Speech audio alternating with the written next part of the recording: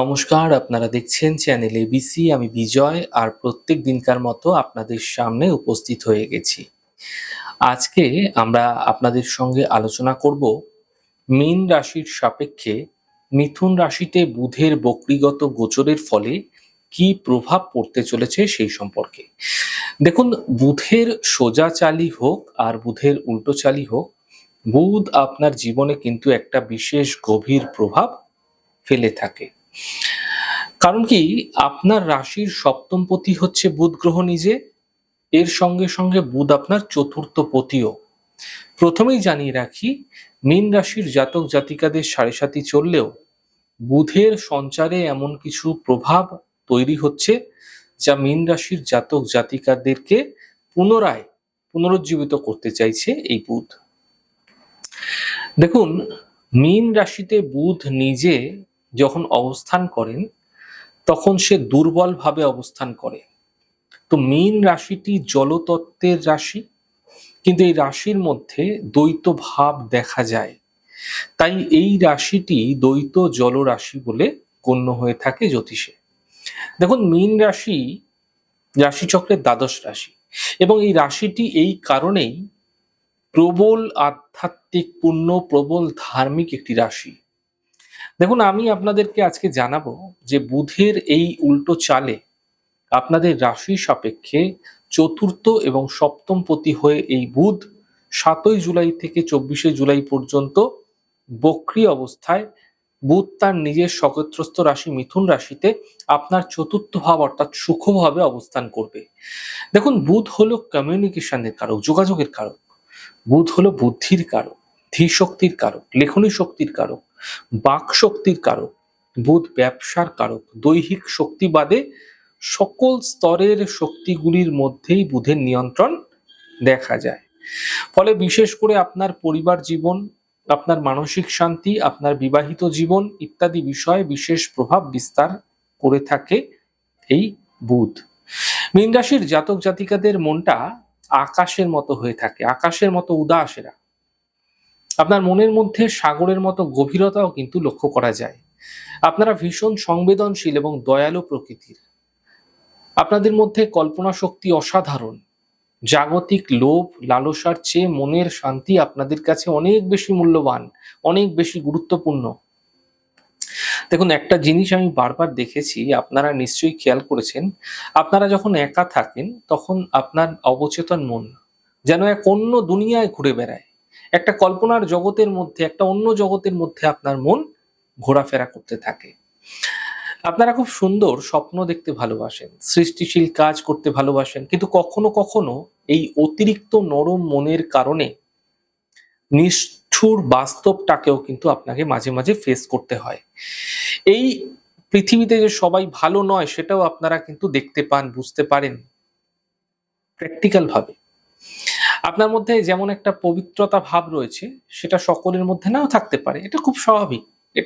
এটাই হয়ে থাকে না? এই ভাবনাগুলি থেকে আপনার মনের মধ্যে মানসিকভাবে বিশেষ করে ছোট ছোট আঘাত আসতে থাকে। যখন আপনি আপনার পজিটিভ মন নিয়ে কোনো একটা নেগেটিভ মাইন্ডের মানুষের কাছে থাকেন, তখন তার ওই ছোট ছোট কথাগুলো আপনাকে আঘাত দেয়, আপনার মনে আঘাত দেয়। দেখুন, আমি একটা কথা বলি আপনাদের, বুধ হচ্ছে আপনার সুখের কারণ, চতুর্থপতি। আপনার বাড়ি গাড়ি প্রপার্টি জমি জমা বৈবাহিক জীবনের ক্ষেত্রেও সপ্তমপতি বুধ জড়িত আছে। মা আপনার চতুর্থ ভাবের সঙ্গে সম্পর্কিত, সম্পত্তি দেখে থাকে এই চতুর্থ ভাব। আর মীন রাশির জন্য অত্যন্ত গুরুত্বপূর্ণ কি জানেন এই গোচরের ক্ষেত্রে? আপনার বৈবাহিক জীবন। কেন আপনার বৈবাহিক জীবন? এক তো সপ্তম প্রতিভূত, চতুর্থে সুখস্থানে আসছে। আপনার বৈবাহিক জীবনে কিছু ছোট ছোট মতবিরোধ মতানৈক্য এই সময়কালে তৈরি হতে দেখা যেতে পারে। তাই বাক শক্তিতে এই সময়কালে অত্যন্ত বিশেষভাবে খেয়াল করতে হবে, বাক শক্তিতে লাগাম দিতে হবে। আপনার নিজের ধৈর্যের পরীক্ষাও কিন্তু এই সময়কালে আপনাকে দিতে হবে। অতিরিক্ত মেজাজ গরম করে কোনো কথা বলে ফেলবেন না, হঠাৎ করে এমন কোনো কথা বলে ফেলবেন না যার কারণে দাম্পত্য জীবনের ছোট ছোট সমস্যা থেকে সমস্যা কিন্তু বৃহৎ আকার ধারণ করতে পারে। তাই এক্ষেত্রে আপনাদের সাবধানতার, সতর্কতার বিশেষভাবে প্রয়োজনীয়তা আছে। কথাবার্তা বিশেষভাবে আপনাকে বলতে হবে বলার সময়। আরেকটা জিনিস, আরেকটা বিষয় হলো কি, আপনার এমন কোনো আত্মীয় স্বজন আছে যার কারণে আপনাদের দাম্পত্য কলহগুলো কিন্তু একটু জটিল আকার ধারণ করতে পারে। এক্ষেত্রেও আমি বলবো বাক শক্তিতে লাগাম দিন, সমস্যায় একটা সমাধানের পথ আপনারা খুঁজে পাবেন।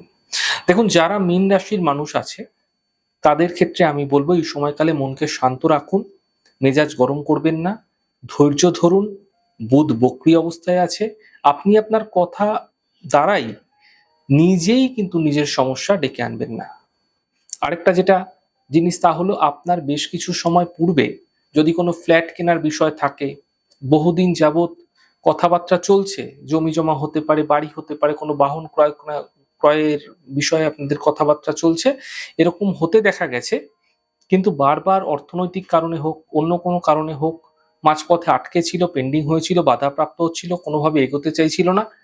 এক্ষেত্রে এই সময়কালে আপনারা, অর্থাৎ 7ই জুলাই থেকে 24শে জুলাই সময়কালের মধ্যে সেই পুরনো কোনো চুক্তি যা বিশেষ কারণে আটকে ছিল সেগুলো আবার প্রাণ ফিরে পাবে, নতুন করে আপনারা কিন্তু দেখতে পাবেন।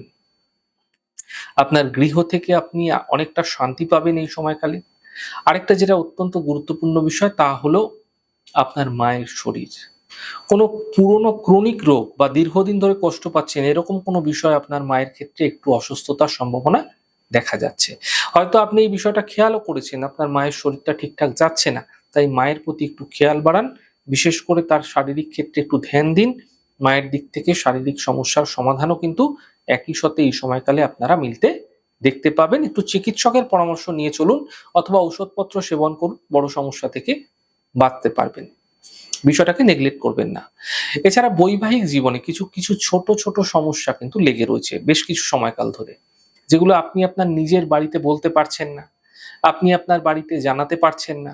এছাড়া আপনার বাড়ির লোকও আপনাকে কিছু কিছু ক্ষেত্রে ভুল বুঝে ফেলে, আপনি সেটাও ঠিক করতে পারছেন না। একটা জটিলতার মধ্যে আপনি রয়েছেন। বক্রী বুধের প্রভাবে দীর্ঘদিনের না বলা বিষয়গুলি বলতে পারবেন, তবে বুঝে বলবেন। আবার বলছি, বলুন, বুঝে বলুন। যে প্রবলেমটা নিয়ে দীর্ঘদিন বয়ে চলেছেন আপনি, সেই বিষয়টাকে আপনি হয়তো প্রকাশ করতে পারবেন, কিন্তু তবুও আবারও বলবো, বলার সময় বুঝে বলুন। কারণ কি, দেখুন, আপনার বুধ আপনার সুখর যে স্থান রয়েছে সেখানে বক্রী অবস্থায়, ফলে বাইরের সবকিছু ঠিকঠাক থাকলেও, ঠিকঠাক মনে হলেও মনের মধ্যে কিন্তু একটা অদ্ভুত রকমের লড়াই চলছে, চড়াই উতরাই অস্থিরতা চলছে, থাকবে।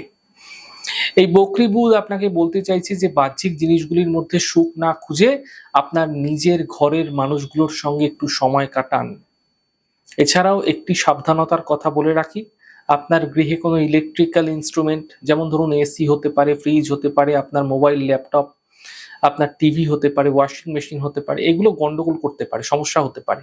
এই সময় কোনো ইলেকট্রিক গেজেট এই সময় কিনবেন না। বুধ আপনার সপ্তমপতি, তাই গৃহের ভেতরে জীবনসঙ্গীর কোনো সাধারণ কথা আপনার কানে আসলে একটু দ্বন্দ্বের পরিস্থিতির সৃষ্টি হতে পারে। এক্ষেত্রে ধৈর্যের পরীক্ষা আপনাকে কিন্তু দিতে হবে।